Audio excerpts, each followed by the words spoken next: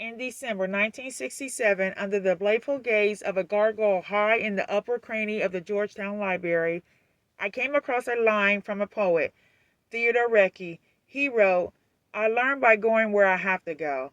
That phrase accurately describes my writing life.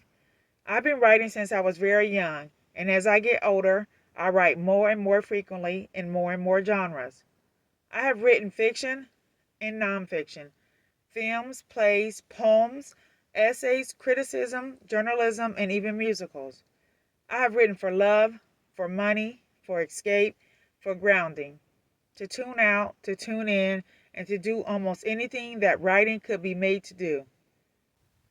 Writing has for 30 plus years been my constant companion, my lover, my friend, my job, my passion, and what I do with myself in the world that I live in.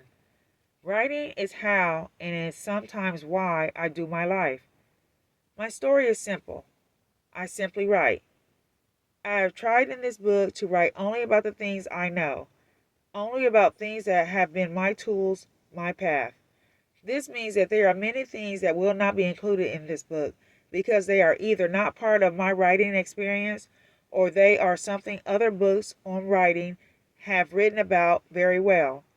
This book will not teach you how to write a query letter or how to find a market for your work or get an agent. It will not teach you to punctuate or spell. Anton Chekhov advised actors, if you want to work on your acting, work on yourself. This same advice applies to working on our writing. Our writing life, our life as a writer, cannot be separated from our life as a whole. For this reason, many of the essays and especially the tools in this book about writing may, at first flush, seem to have nothing to do with writing, but they have everything to do with writing. Think of each essay as an invitation to explore a certain area. Think of each tool as an experimental initiation into an area. What this book will do, if I've done it well enough, is talk to you about writing for the sake of writing, for the sheer, unadulterated joy of putting words to the page. In other words, this is less a how-to book than a why book. Why should we write? We should write because it is human nature to write. Writing claims our world. It makes it directly and specifically our own. We should write because humans are spiritual beings, and writing is a powerful form of prayer and meditation, connecting us both to our own insights and to the higher and deeper level of inner guidance as well. We should write because writing brings clarity and passion to the act of living. Writing is sensual, experimental, grounding. We should write because writing is good for the soul. We should write because writing yields us a body of work, a felt path through the world we live in.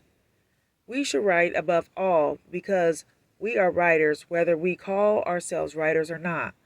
The right to write is a birthright, a spiritual dowry that gives us the key to the kingdom. Higher forces speak to us through writing.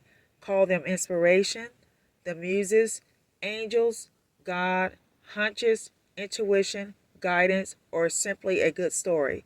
Whatever you call them, they connect us to something larger than ourselves that allows us to live with a greater vigor and optimism. It is my hope that this book will dismantle some of the negative mythology that surrounds the writing life in our culture. I have found that life is to be positive, invigorating, spiritually sourced, and eminently doable.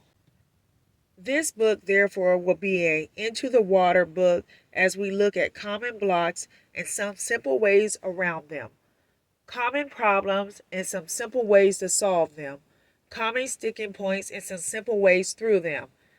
In my experience, the writing life is a simple life, self-empowered and self-empowering. This book will be a cheerleader for those trying the writing life, a companion to those living it, and a thank you to my own writing for the life it has given me. It is my hope that this book will help to heal writers who are broken, initiate writers who are afraid, and entice writers who are standing at river's edge wanting to put their toe in. I have a fantasy. It's the pearly gates.